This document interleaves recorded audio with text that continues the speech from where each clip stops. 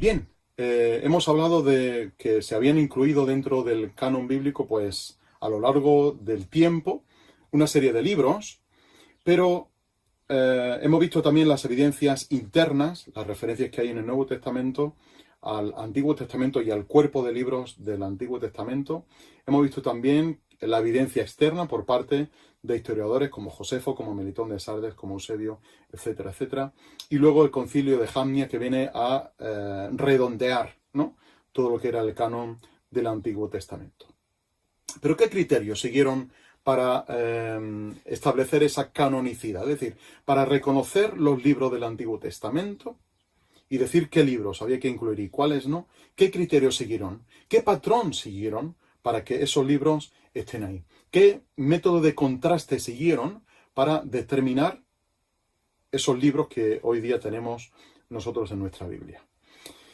Estaba, para todos era demasiado claro, ¿no?, el hecho de que la ley era la ley de Moisés, era la ley que Moisés había escrito por encargo de Dios, ¿no? Esa ley venía como de parte de Dios y era incuestionable que era Moisés quien la había redactado, aunque obviamente inspirado por parte de Dios y encomendado por parte de Dios para transmitir esa ley al pueblo. Y esa ley quedó escrita y quedó registrada y quedó y se fue pasando de generación en generación sin cambios, ¿no? Prácticamente sin cambios. Se reconocía, por lo tanto, que Moisés escribía con autoridad divina. Lo que Moisés decía era porque Dios se lo había dicho, ¿no? Tenéis pasajes como los que tenéis aquí, Éxodo capítulo 17, Éxodo capítulo 34, Josué capítulo 8 y Josué capítulo 23, donde se reconocía perfectamente que Moisés era el autor de la ley, el autor de la Torá, o el redactor, más bien, el redactor de la Torá, de la ley. Eso era incuestionable. Así que todo libro que viniera escrito por Moisés en ese Pentateuco, en esos 5 libros primeros de nuestra Biblia, era incuestionable que había que incluirlos, ¿no? Pero a lo largo del tiempo, muy poco después de que Dios se llevara a Moisés y quedara Josué al mando, Dios establece una serie de instituciones dentro del pueblo, como eran los reyes, los profetas y los sacerdotes. Da igual el orden, reyes, profetas, sacerdotes. Los profetas eran una institución. Los profetas eran personas reconocidas dentro del pueblo como llamados de parte de Dios, guiados por Dios para traer las diferentes profecías, que no solamente tienen que ver con aspectos que habían de venir para el futuro, sino sobre todo era la carga, la palabra de Dios hacia el pueblo, hacia las naciones también, en muchos de los escritos que tenemos, sobre todo los profetas menores, ¿no? Así que hay una institución que queda ahí dentro del pueblo de Israel, como son los profetas. Y para ser un profeta, uno debía de cumplir unos requisitos. ¿Por qué? Porque uno puede ser un profeta, podía ser un pseudo profeta o podía ser un falso profeta. De modo que había que determinar también quién era profeta y quién no. En el libro del Deuteronomio, en el capítulo 18, Dios le da una serie de patrones a Moisés para decirle quién podía ser considerado un verdadero profeta y quién no. Fijaos en Deuteronomio capítulo 18 y versículo 15. Profeta de en medio de ti, de tus hermanos, como yo, te levantará Jehová tu Dios. A él oiréis. Esto es exactamente lo que pediste a Jehová tu Dios en Horeb el día de la asamblea, diciendo: no vuelva yo a oír la voz de Jehová mi Dios, ni vea yo más este gran fuego, para que no muera. Y Jehová me dijo: han hablado bien en lo que han dicho. Profetas les levantaré de en medio de sus hermanos como tú, y pondré mis palabras en su boca, y él les hablará todo lo que yo le mande. Mas a cualquiera que no oiga mis palabras, que él hable en mi nombre, yo le pediré cuenta. El profeta que tenga la presunción de hablar palabra en mi nombre, a quien yo no le haya mandado hablar, o que hable en nombre de dioses ajenos, el tal profeta morirá. Así que ya el Señor, muy temprano, a la hora de establecer a los profetas como institución, ya estaba advirtiendo quién podía ser un profeta verdadero y quién no. Por el simple hecho de que se iban a levantar entre el pueblo profetas falsos, pseudoprofetas, que iban a engañar al pueblo, como después tenemos varios ejemplos en la Escritura, ¿no? De modo que el Señor ya establece también un patrón muy claro. El patrón de que el profeta era una institución. Y había que comprobar que ese era un verdadero profeta. Luego formaron escuelas de profetas, ¿no? Donde aprendían el oficio y donde algunos eran llamados de parte de Dios como profetas. Pero ya llevamos al menos 2 criterios para incluir un libro dentro del canon. El primero de ellos acabamos de ver, la ley. Moisés la había escrito y no había cuestionamiento ninguno para no incluir esos libros dentro del canon. La ley había que incluirla sí o sí. En cuanto a los profetas, había que demostrar que eran profetas verdaderos. A lo largo del tiempo se demostró que Isaías, Jeremías, Oseas, Joel, Amós, Jonás, etcétera, todos eran profetas de Dios, habían sido llamados por Dios y había que incluir también sus libros dentro de del canon bíblico del Antiguo Testamento, ¿no? Pero queda también un tercer criterio de canonicidad, y es el registro profético. Había quedado registrado en varias ocasiones lo que Dios había dicho al pueblo. En el caso de Josué, capítulo 24, había quedado en un memorial en una piedra, y dice Josué, esta piedra queda como testigo de lo que Dios os ha dicho a vosotros como pueblo, ¿no? Luego, primero de Samuel también habla acerca de que había que recoger en un libro las palabras que Dios había encargado. Isaías capítulo 8, versículo 1, vuelve también a mencionar este concepto de incluir en un libro lo que Dios los oráculos que Dios estaba enviando al pueblo, y lo mismo ocurre también con el profeta Ezequiel en el capítulo 43. Debían de tener un registro de lo que Dios les había encargado, les había encomendado en forma de oráculos, ¿no? Así que habían registrado todo eso y quedaba ese registro profético. Y esos libros que se mencionan en el Antiguo Testamento, que habían quedado como un registro profético, también debían de ser incluidos dentro del canon bíblico. Así que fijaos que ya tenían ellos criterios de canonicidad para decidir qué libros se iban a incluir dentro del canon y cuáles no, cumpliendo, obviamente, estos 3 requisitos, estos 3 criterios de canonicidad. Ahora, tienen que pasar una prueba específica, y esa prueba específica, la primera de ellas tenía que ser esta pregunta, responder de manera afirmativa esta pregunta. ¿El libro indica autoría divina? Es decir, ¿tiene consistencia comparándola con el resto de escritos? Si lo que un libro dice está en contradicción con otro libro, alguno de los dos está errado. Habrá que buscar el que está mal y compararlo con otro tercero. Y había que demostrar que ese libro pues tenía la marca de la autoridad divina. Pero ¿cómo sabían qué marca quedaba como inspirado o qué marca determinaba que era de autoridad divina? Bueno, pues en segundo lugar tenían otra prueba específica, que era si ese libro reflejaba a Dios hablando a través de un mediador. Quiere decir esto que Dios le había encargado a algún profeta o a alguna persona a escribir un libro, y quedaba registrado además, así dice el Señor. No era invención del profeta. Aparte tenemos el criterio que hemos visto en el libro del Deuteronomio, de que si lo que el profeta decía no se cumplía, a ese profeta había que tenerlo como un usurpador, como un pseudoprofeta o como un falso profeta.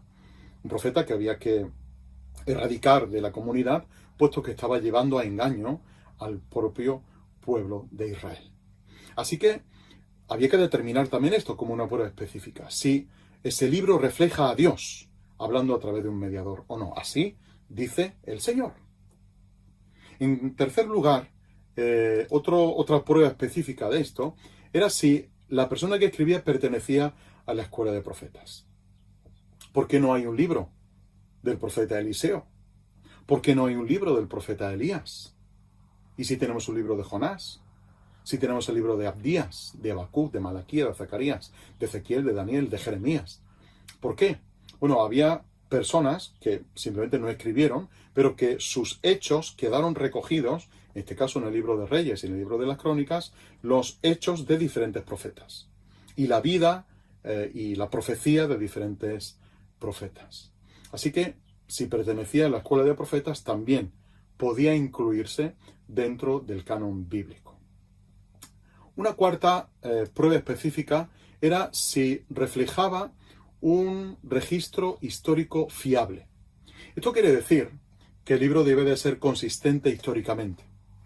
No podía tener errores documentales, no podía tener errores históricos, no podía tener errores de personas, no podía haber invención de personas dentro del propio libro, ¿no?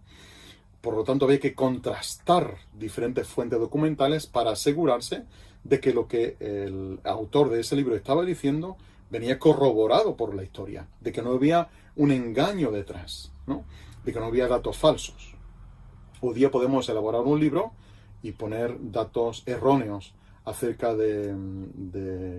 sé, de un presidente de un país, o datos erróneos acerca de la economía de un país, pero ese libro al final no merece la pena ni comprarlo porque te va a incitar al error, ¿no? Entonces, estas personas que tuvieron que decidir acerca del canon del Antiguo Testamento deben de comprobar también si registraba si reflejaba, un registro histórico fiable y por vía de contraste ver si realmente era fiable históricamente o no. Y finalmente, ¿cómo fue ese libro recibido por los judíos? Por todos los judíos, por los rabinos, por los escribas. ¿Cómo fue recibido ese libro? Si es un libro aceptable, si es un libro que no era aceptado por una parte de la comunidad, tenía que haber un consenso generalizado de que ese libro era un libro que merecía la pena estar incluido dentro del canon. Así que Josefo, en este caso, como una evidencia también externa, menciona que el límite de los libros aceptados está marcado hacia la época de Artajerjes, aproximadamente en el año 465-425 antes de Cristo. Y a partir de lo cual ya no se publicaban más libros, ya no se incluían más libros para considerar dentro del canon bíblico, ¿no? Así que fijaos que, aparte de estas pruebas específicas de canonicidad, pues había también ciertas evidencias externas que ya hablaban de un canon establecido, de un canon reconocido, de un conjunto de libros que ya se sabía que merecía la pena tener, que merecía la pena estudiar y considerar como inspirados por parte de Dios y que había que tenerlos como autoritarios y autoritativos dentro de la vida, en este caso, del pueblo de Israel. Ahora, tenemos que avanzar un poquito más. Hemos hablado acerca del canon del Antiguo Testamento, de todo el proceso que se siguió, de cuáles fueron esas pruebas específicas para considerar un libro dentro del canon. Pero ¿qué tenemos que hablar acerca del Nuevo Testamento? Acerca del canon del Nuevo Testamento. Aunque luego un poco más adelante nos refiramos a otros libros del Antiguo Testamento y del Nuevo Testamento como libros apócrifos o libros deuterocanónicos, pero ese concepto lo vamos a dejar para un poco después, para hablar específicamente de qué son los apócrifos y cuáles son los libros deuterocanónicos. Centrémonos ahora en este punto, en el punto del canon del Nuevo Testamento. ¿Por qué hubo que hacer un canon? Es decir, había que hacerlo porque había uno del Antiguo Testamento, o había ciertos factores que estaban incidiendo en la necesidad de que el canon del Nuevo Testamento también se cerrara. Bueno, pues hay una serie de evidencias. La primera de ellas es que había ataques que se estaban haciendo a escritos genuinos, ¿no?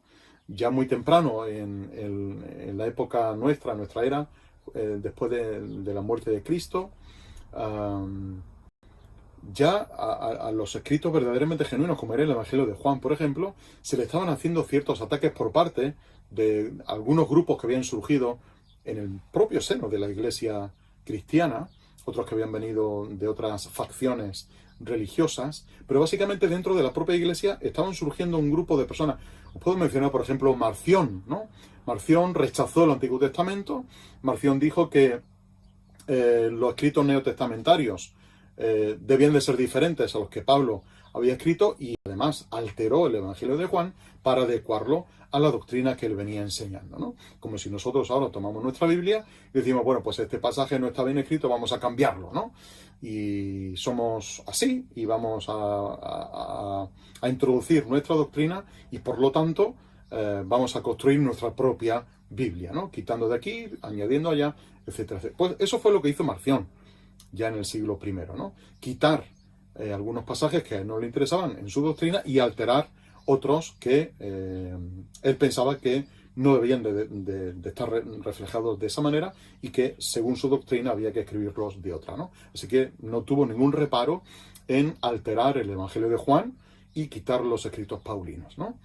De este modo, claro, los propios libros genuinos pues estaban siendo ya atacados, ¿no? Por parte de ciertas facciones dentro de la Iglesia cristiana. Pero hay un segundo factor que lleva a que haya que hacer un canon. Y es que el propio contenido del Nuevo Testamento daba testimonio de su autenticidad, ¿no? Por ejemplo, el Evangelio de Lucas, en el capítulo 1, dice Lucas que muchos han intentado pues recopilar acerca de la vida de Jesús y hablar acerca de la vida de Jesús. Dice, y yo he tomado fuentes fiables y he consultado con fuentes fiables para escribirte esto, oh excelentísimo Teófilo, como ya sabéis, ¿no? Y él siguió un método científico para elaborar su Evangelio de Lucas y luego el registro histórico del libro de los Hechos de los Apóstoles, y él siguió, como digo, ese método científico, y los propios evangelios y las cartas de Pablo, las cartas de Pedro, las cartas católicas, todo ese tipo de literatura del Nuevo Testamento, pues daba testimonio de su autenticidad, ¿no?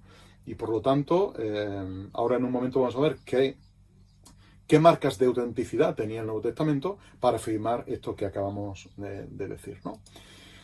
Una tercera razón por la cual hubo que hacer un canon era que los escritos apostólicos se estaban usando en la adoración pública en las iglesias. La iglesia en una ciudad leía la carta de Pablo, otra iglesia en otra ciudad leía la carta de Pedro, otra iglesia en otra ciudad leía la carta de Santiago, y así sucesivamente. De modo que esas cartas que ya se estaban usando en la iglesia primitiva, pues había que darle cierta unificación y unirlas todas en un cuerpo literario que después, como estamos viendo, se va a llamar el canon del Nuevo Testamento, ¿no? Así que hay escritos de los apóstoles que estaban circulando por las diferentes iglesias y que se usaban como norma de fe y norma de conducta dentro de la iglesia primitiva, de las diferentes iglesias en las diferentes ciudades.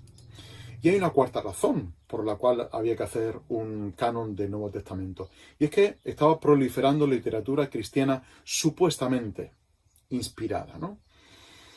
Claro, siempre hay envidiosos por todos sitios, incluso en el siglo I. Y claro, los había tan subidos de orgullo que pensaban que ellos también eran inspirados, ¿no? Y cuestionaban algunos libros que eran inspirados porque el de ellos no iba a ser inspirado, ¿no?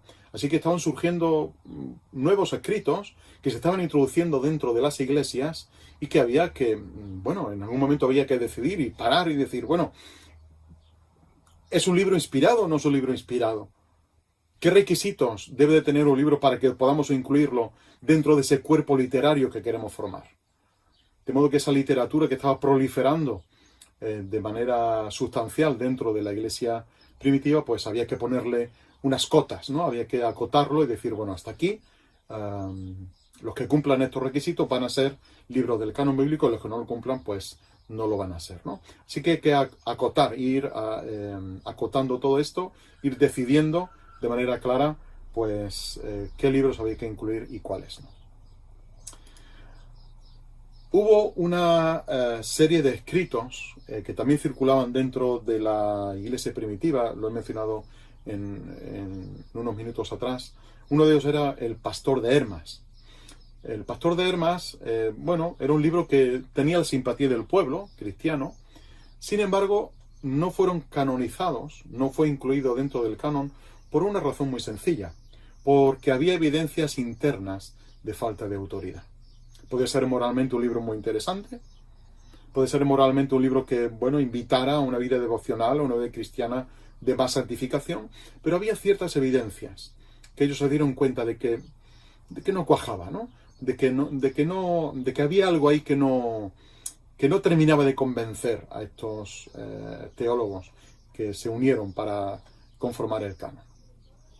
Sin duda, existieron o existen ocultos documentos con contenido verdadero sobre dichos o sobre hechos acerca de Jesús que perfectamente pudieron haber sido la fuente, ¿no?, para escribir un documento o para escribir otros relatos que pudieron haber sido declarados como sagrados.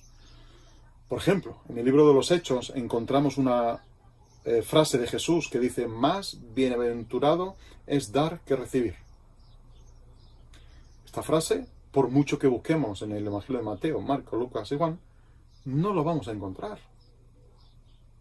¿Cómo se atreve Lucas a decir cómo dijo Jesús? Quizá fuera un documento que en ese momento circulaba, que era una fuente fiable, era una fuente documental fiable y que tenía recogida esta frase de Jesús, ¿no? Por lo tanto, lo que queremos indicar con esto es que quedaron muchas cosas fuera que eran fuentes fiables que pudieron haber servido para redactar otros documentos que pudieron haber sido considerados como sagrados, pero, dice el apóstol Juan, estas que tenemos, estas se han escrito para que creáis que Jesús es el Cristo. Y lo que se escribió es suficiente y más que suficiente para nuestra necesidad. De modo que hoy sería imposible, en el día de hoy, en el siglo XXI sería prácticamente no, totalmente imposible, la redacción de un documento que fuera considerado por la Iglesia como inspirado, simplemente por la razón de que las condiciones que había en el siglo I son irrepetibles, ¿no? Y por lo tanto, hoy día nadie puede escribir un libro inspirado. Hay escritores que dicen que vienen inspirados de parte de Dios, que su libro es un libro inspirado de parte de Dios, ¿no? Son presuntuosos y son tan llenos de vanagloria y de orgullo que piensan que han recibido la inspiración de Dios.